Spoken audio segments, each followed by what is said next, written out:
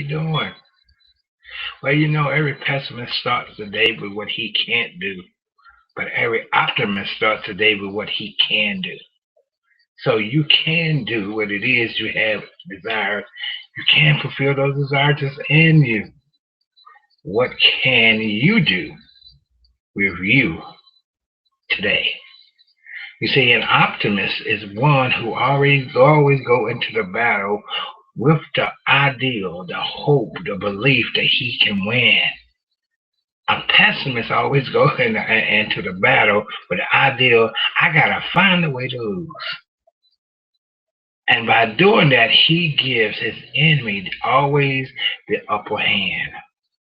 But with an optimist, he always has the ideal that there is going to be a battle and he's going to win. I'm Dr. James Delton Jackson with Kingdom Alliance Ministry Worldwide Incorporated, and we're here talking about what we are going to do for the Lord and what we can do together. Amen. So, that being the case, understanding that in Philippians chapter 4, verse 13, it says, I can do all things through Christ who strengthens me. All right. So as we look at what you can do with Christ who strengthens you, understanding Christ, and lots of people think that that is Jesus' last name, but it's not. Christ means anointing. The anointed one. Jesus represents his humanity. That's the name which was given to him for his humanity. So, when we talk about Christ, we're talking about the anointing that was on his life. So, in other words, I can do all things with the anointing that's on my life. How optimist are you with that? How much optimism do you have that you can do what God is giving you to do, or what it is that you have desire to do because of what you have in your life? You see, here's some things that you got to look at. One of the first things that we have capability of doing is learning. So those things that we have desire to do in our life, we can learn how to do. What you learn how to do and how to overcome or how to solve problems, when you learn how to do those things for a reason of, I says, you learn how to do it for a reason so that you can provide a service. So understanding that what you're learning or what you're learning to do is so that you can provide a service. So the things that you are doing is not so much that you can help yourself, but you'll be in a position to help everyone else. And as you're in position to help everyone else, then you can help yourself. But until you're in position to help everyone else, how can you help yourself? So the beginning is to learn how you can help yourself to help other people. You see, those things that you have in you, how are they going to come out of you? First of all, it's going to take some learning. We look at God, what God did when he chose a great leader for Israel. And that leader for those Hebrew people at that time was called Moses. But before Moses took the position of leadership, he had to learn. So God put him on scholarship, sent him to the University of Pharaoh to teach him how to, watch this, be a leader and be a manager of the things that's around him. He taught him how to use the things in him so he can manage the things around you. See, this is part of what learning is about. Learning is about teaching you how you can use what's in you to manage the things around you. That's why learning is good. That's why you don't want to stop learning. You don't stop learning. Okay, you keep learning. Why? Because you understand and you got to manage those things around you by what you know in you. You see, when God put Adam in the garden, what did he put him in that? He put him in the garden. He told him to tend and keep, to be responsible and accountable. And how do you become responsible and accountable? You become responsible and accountable for what you learn. See, God put Adam in the garden. What was the garden? Garden was a place where God could meet with Adam, where he could teach him how to manage the things around him by managing the things that's in him. He teach him how to manage the things around him by managing the things that's in him. You see, a lot of times if you think, oh, I can get by, don't get by. Do a good job in performing a service that shows your leadership and your management skills. See, no matter what it is and whatever you see somebody doing well, they have learned how to do what? Manage the things around him, but also improve the leadership within them. So it's a hand-in-hand thing. You see, even when God made David king, there again, put him on scholarship. He put him on scholarship. Where? In the kingdom, in the palace of the king, to learn from the king, and also gave him a study buddy called Jonathan to teach him how to what? To be a king. So he had to learn, not just do. See, sometimes you can learn to do and do the wrong thing. Just because you're doing, don't mean you're doing the right thing. So the learning process is the first process that we need to understand that we need to do first. It's the what? It's the learning process. All right. And see, there's a little system that I've taught. It's been a while ago. It's been a system that I taught. Okay. And this system that I taught about learning how to do what we can. So yes, we can do what it is, do what we do, but there's a system in which we learn how to do it. Okay? Here's the system. First, you have to get the information. Once you get the information, then you need to get education. Once you get the education, you need to get a revelation about the education that you got from the information that you got. Once you get the revelation, then you get the inspiration from the revelation, from the education of the information that you got. Then you get motivated. You get motivated because of the inspiration of the revelation of the education of information that you got. Then you get activated. You get activated because you're motivated because of the inspiration of the revelation of the education of the information that you got. Then you get cultivated, bringing all them things together, how to use those things. But you get cultivated to become activated because of the motivation of the inspiration, the revelation, the education of the information that you got. Then you get what I call, cultivated. You know, the Lord said, and one of the things He said was, in Genesis 1:28, be fruitful and multiply. One of the things He said, replenish. When replenish, I call that getting formated. Formated means that you learn how to line things up. These are my own words. But the formation of the cultivation of you get the formation because of the cultivation, because of the activation of from the motivation of the inspiration of the revelation of the education of the information that you got. All right. And then another one, the next one that you have is an expectation. That's where hope comes in. When you have an expectation, you get an expectation because of the formation of the cultivation, of the activation, of the motivation, of the inspiration, of the revelation, of the education and information that you got. All right. And lastly but not least, it becomes duplicated. Duplication meaning that's when you help other people or show them to do what you do. So your duplication causes you to have an expert because of your expectation, because of your formation, of the cultivation, of the activation that you got from the motivation, of the inspiration, of the revelation, of the education, the information that you got, all from a process of learning. This all comes from a process of learning. All right.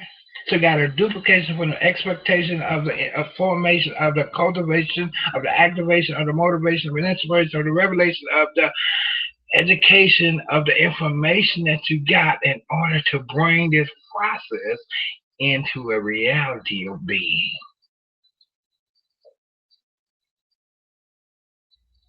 Faith, hope, all those things are included. Why? But it comes with a part of learning. Each part comes with learning.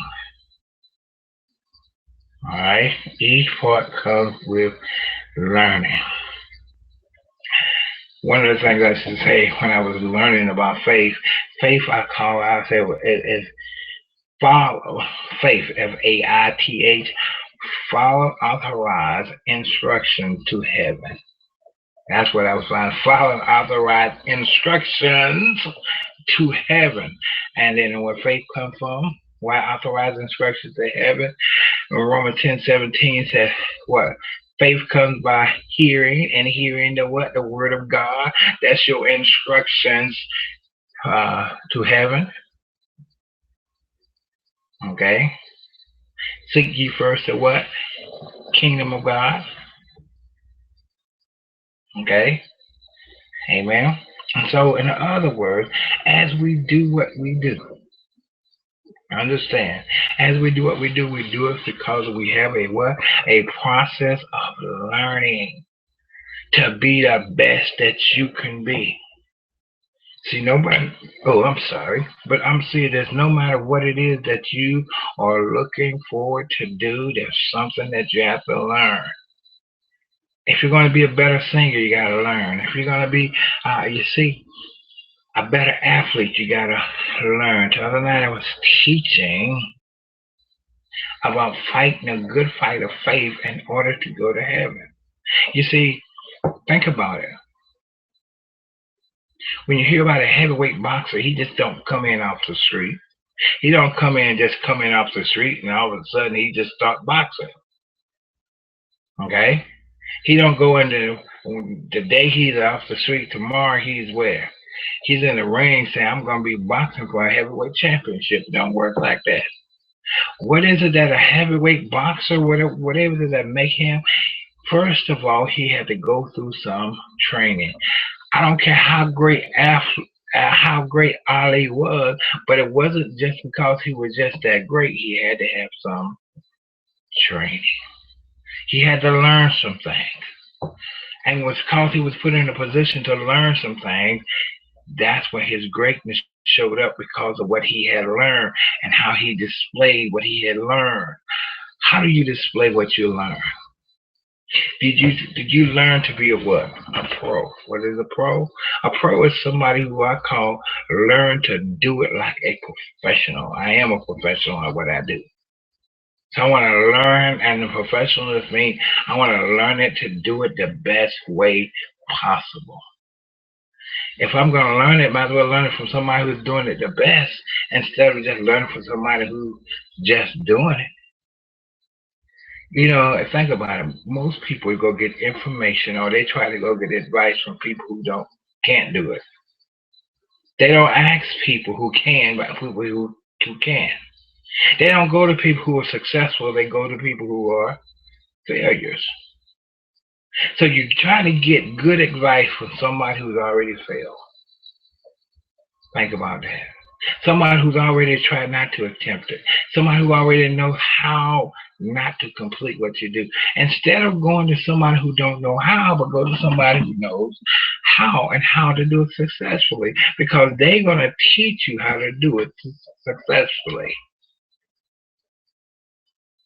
Come on. I mean, think about it.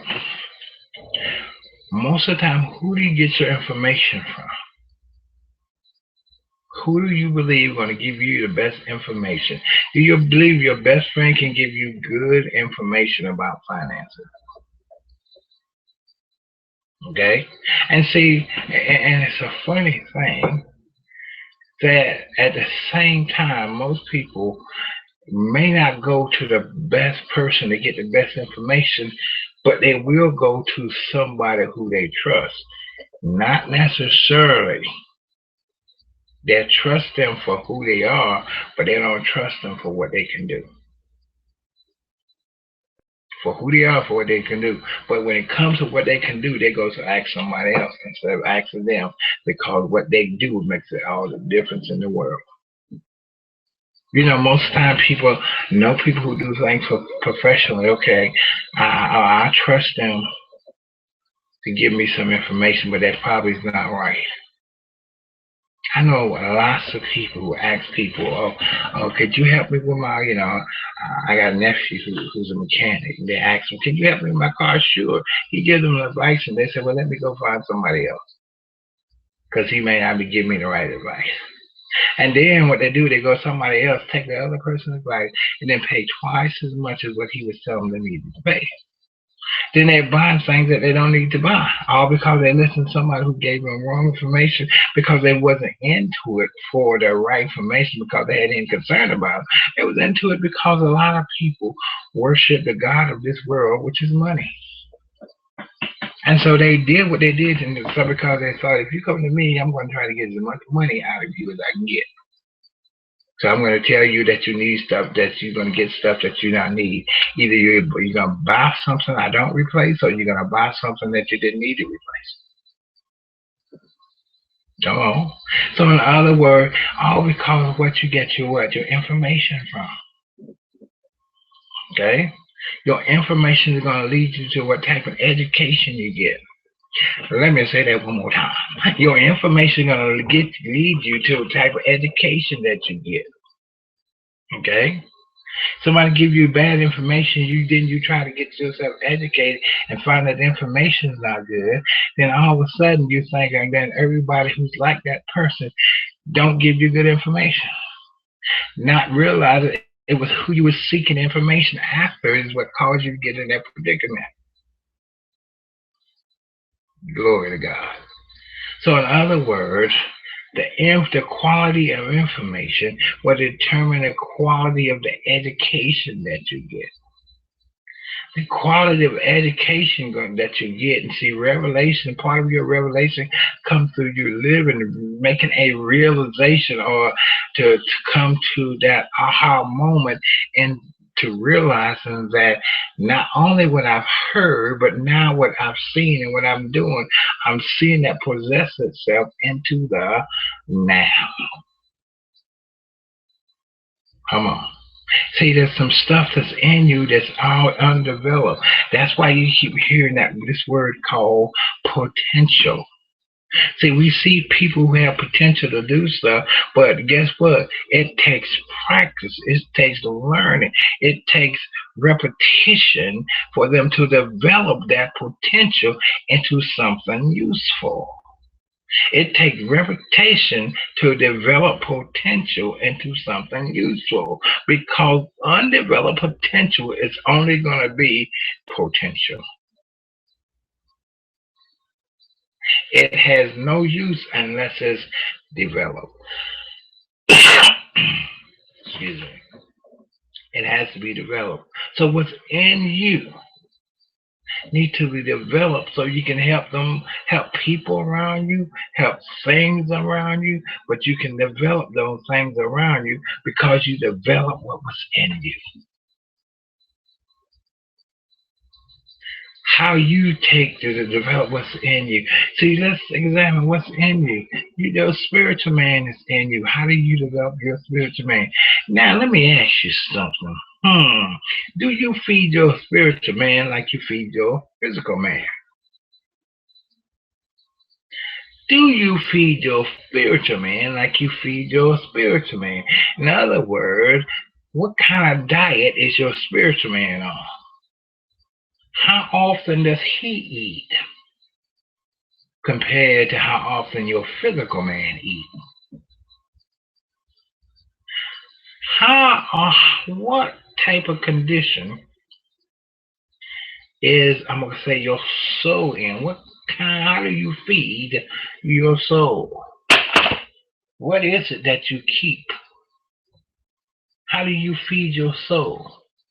What do you feed your soul? What do you feed your mind?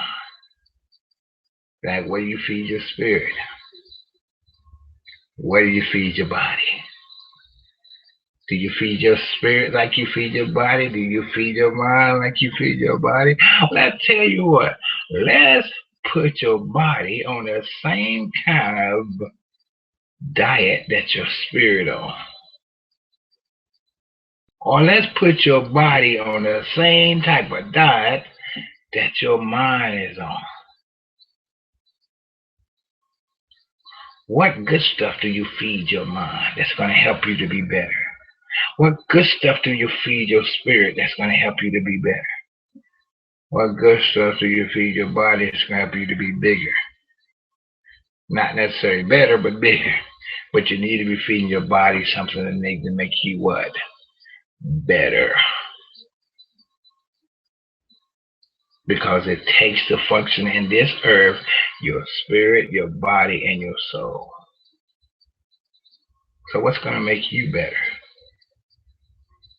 It takes a functioning not only of your spirit, not only of your soul, not only of your body, but it takes the functioning all three of those. Make sure that they're function together in order to live a good, healthy life. You need to have a healthy spirit, a healthy soul, and a healthy body. Okay? When I play sports, okay? And the one thing when I was playing sports, I conditioned my body. I made sure that my body was conditioned. Also, when I was in school, in college, I also was conditioning my mind. Why? Because I had to study in order that I may play or participate physically in football. Then I also began understanding just by feeding those two, I wasn't satisfied. Feeding my mind, having my body participate wasn't satisfied until I began to cultivate my spirit, feed the spirit, they let the spirit begin to feed. So as my body, as my soul, as my spirit grow, I begin to grow as a person. You can't grow with two of these. You need three of them. See, you got people who are doing everything possible to make sure that their body is good. But you see, I remember back in the day, there was a car that looked excellent. When you look at that car, excellent, looked perfect, looked good all the time. But the problem was that as that car looked good, it had a lot of internal problems. So if you got the car, you could look good sitting in your yard because the internal problem, the car wouldn't run. What good is it having a good body if your soul and your spirit is not working well? Well, you see, there's also people who works on, watch this, just getting their soul right. I want to make sure I have as much information I can get, okay? But they don't necessarily do anything physical or spiritual. They say I'm getting as much information as I can get because the more information I get, the better off I can be. But they find themselves not as well off because why? I haven't done anything physically, haven't done anything spiritually because I'm doing everything, and so I'm not real healthy spiritually or physically because I don't work on those things. My focus is on my mind. But then you have those people who say, I want to work on myself spiritually. I want to make sure that I'm spiritually whole. I want to make sure that I'm spiritually well. But yet and still, what about your body? Okay, well, my spirit's right. It's going to take care of that. When Jesus Christ as your personal Lord and Savior, when you accept Him as your personal Lord and Savior and you get saved, the first thing you get saved is your spirit, not your mind. Your mind don't get saved. When you get saved by Jesus, your mind, because why I say that? Because you still have some of them same old thoughts that you was having before you accepted Jesus Christ as your personal Lord and Savior. Before yours, as your spirit begins to get renewed, you still have them same old thoughts coming back to you. Why? Because that's the only thing that's been you've been dealing with. Come on. And the things you've been dealing with are the things that you're familiar with. And so automatically you don't know how to do away with them things that you're familiar with. It's easier, easily gravitated back to the things that you're familiar with. So in other words, when God saves you, first thing you save is your spirit. And as you get to develop your spirit, then you got your soul. Okay? Then we begin to develop your what? Your soul. And there's so many things that you put into your mind, what you're going to be thinking about. So when them other thoughts be coming back to that you were familiar with before you get quiet, you know how to deal with them thoughts. Why? Thy word I've hidden in my heart. Why? Because Jesus says, man should not live by what? Bread alone, but by every word that proceeds out of the mouth. So in other words, by having those words from God, I can defeat some things that come to my mind. Because you see, the real battle is not out in front of you, but the real battle of your life is what goes on inside of you.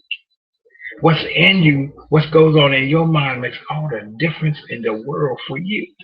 The title of my first book is said, What You Think Makes All the Difference in the World. And that is what it's all about. What you're thinking is making the difference. Come on.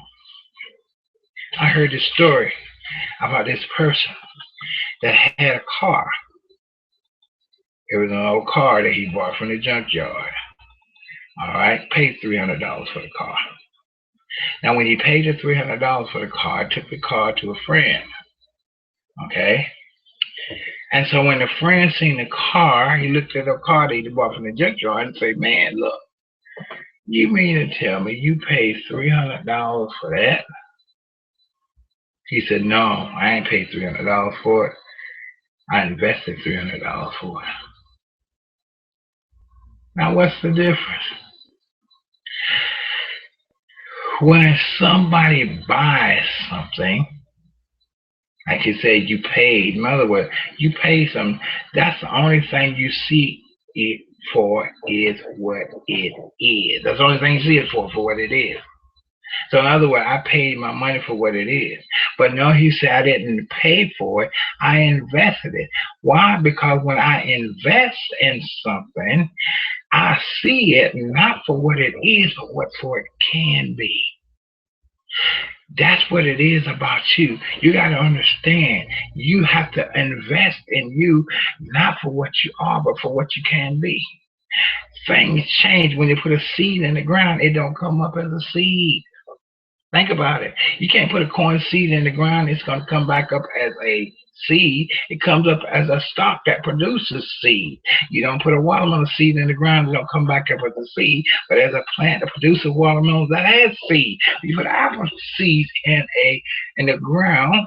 They don't come back as a seed. It comes back as a tree that produces apples with seed. So in other words, when you invest something, it's going to come back as something that's going to produce something. That's why you can't, as you develop what's in you, you can take care of those things that surround you. I'm so excited for you because of what's in you.